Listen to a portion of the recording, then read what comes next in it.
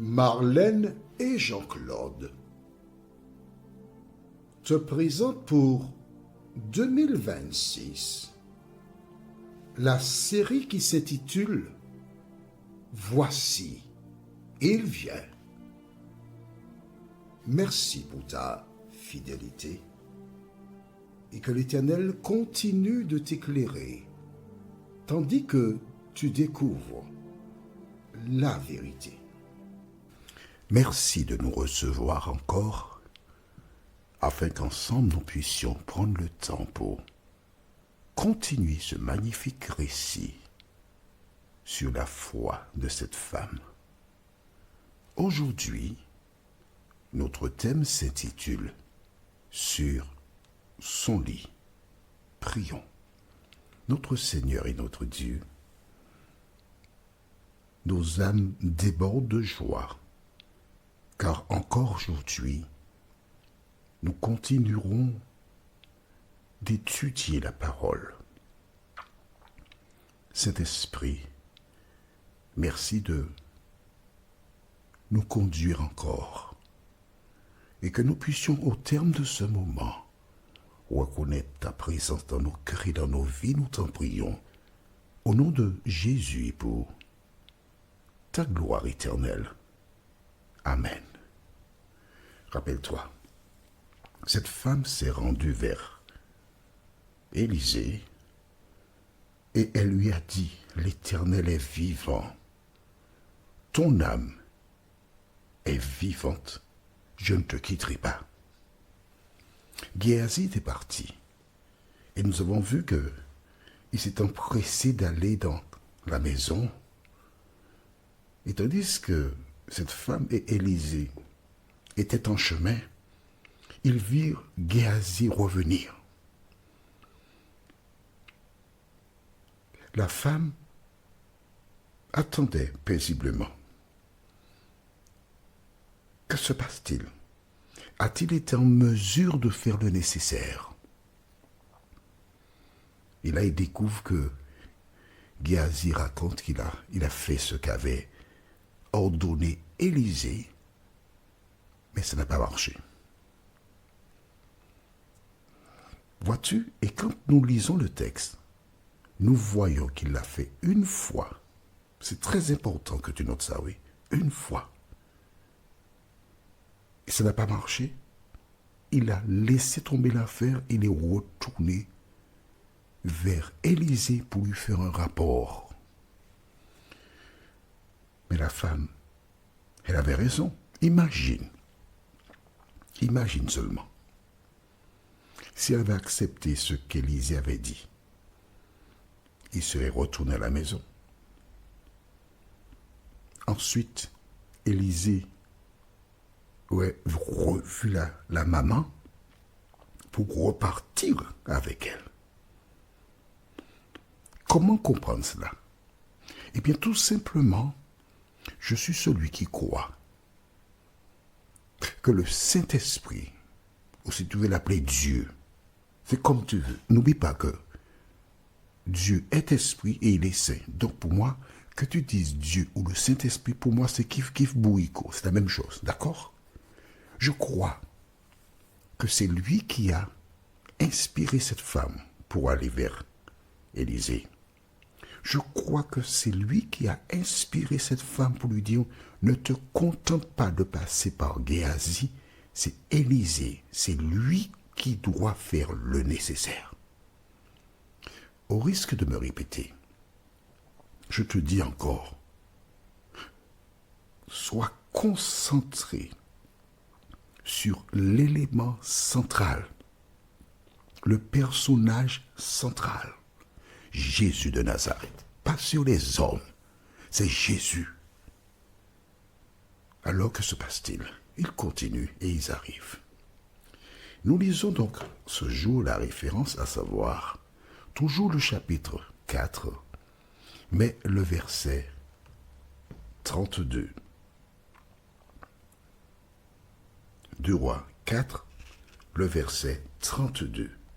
Que s'est-il passé? Tu as trouvé la page? Bien. Alors, lisons. une surprise pour Élisée parce qu'il est parti. Et quand il arrive, nous lisons verset 32, lorsqu'Élisée arriva dans la maison, voici l'enfant était mort, couché sur son lit. Pourquoi était-il couché sur le lit d'Élisée? Pour celles et ceux qui nous retrouvent que maintenant, nous gardons la même page. Élisée était un homme qui passait dans une région. Et voici Sunem, en l'occurrence, une femme qui habitait donc cette même dame. Le voyant passer, l'invita à venir prendre un repas. Combien de personnes que tu vois passer près de chez toi et qui parfois sont dans le besoin? As-tu une telle démarche envers ces personnes? Pour des raisons que nous ignorons, mais lisons tout de même quelque chose concernant cette femme au verset 8. Un jour, Élisée passait par Sunem. Il y avait là une femme de distinction qui le pressa d'accepter à manger. Et toutes les fois qu'il passait, il se rendait chez elle pour manger. Le Dieu omniscient, connaissant l'avenir, a permis à cette femme d'identifier ce monsieur-là, de l'inviter à prendre un repas. Et suite à cette action, elle découvrit que c'était un homme de Dieu, un homme spécial. Et que propose-t-elle? Nous lisons toujours au même chapitre, le verset 9.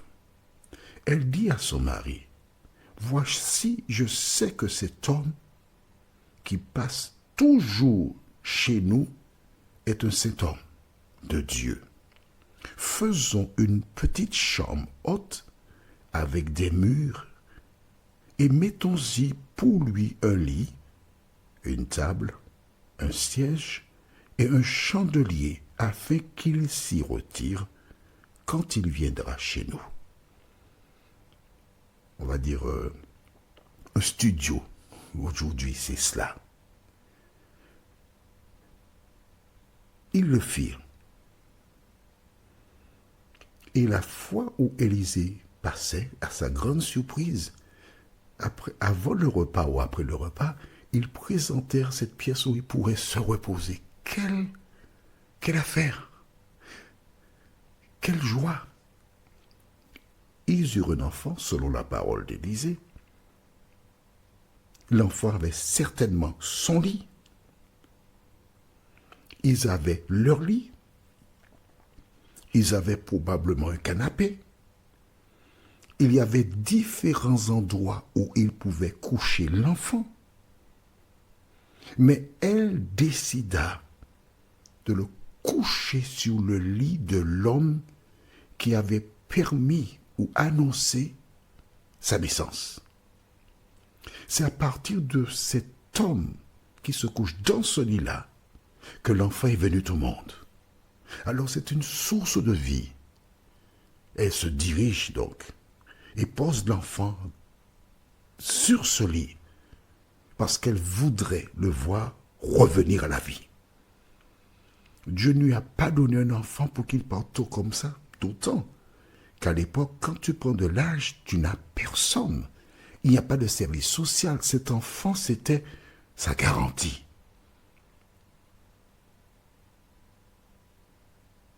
Élisée arrive. Il voit que la chambre qui lui a été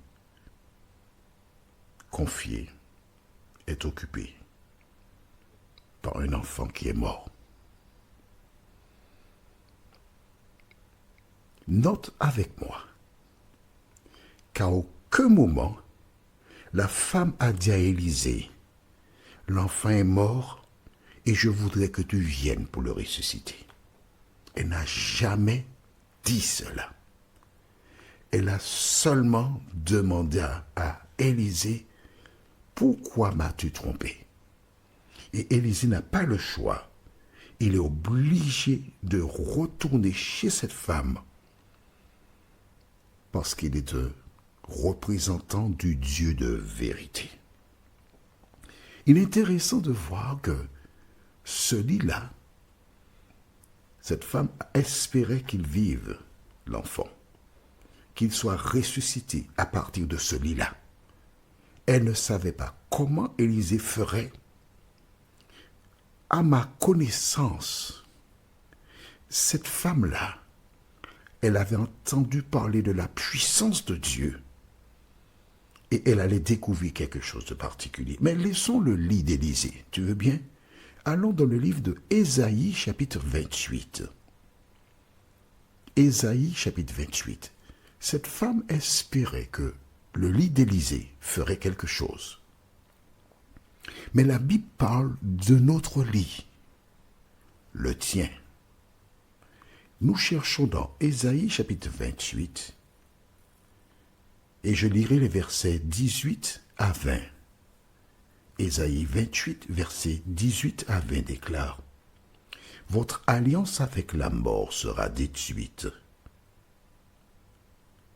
Votre pacte avec le séjour des morts ne subsistera pas. Quand le fléau débordé passera, vous serez par lui foulés aux pieds. Chaque fois qu'il passera, il vous saisira, car il passera tous les matins, le jour et la nuit, et son bruit seul donnera l'épouvante.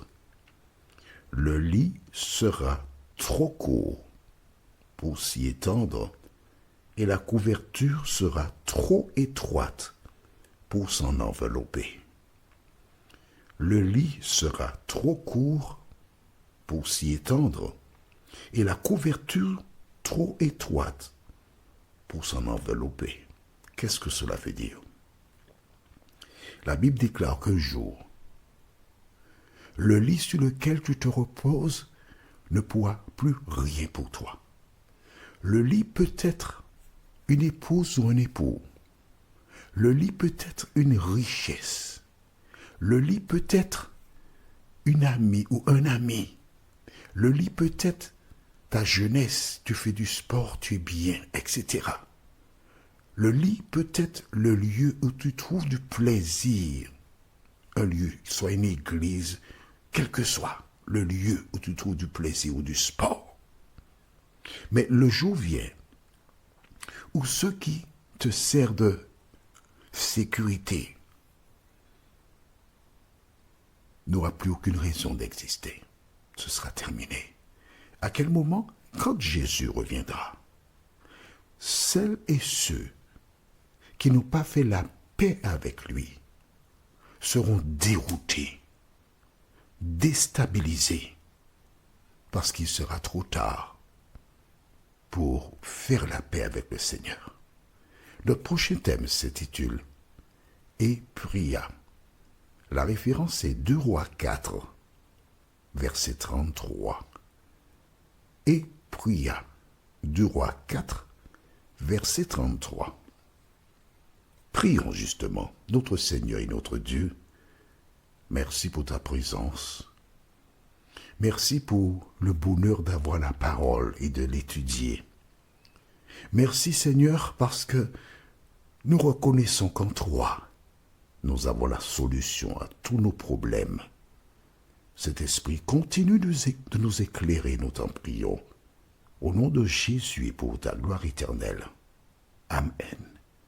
Que l'Éternel continue de te bénir et il me tarde de te retrouver. Nous sommes parvenus au terme de notre réflexion. Si d'aventure tu as une question, il te suffit d'envoyer un message par le biais de WhatsApp au numéro suivant, plus 596 696 88 93 93. Et alors Jean-Claude, moi, je me ferai un réel plaisir de répondre à ta question.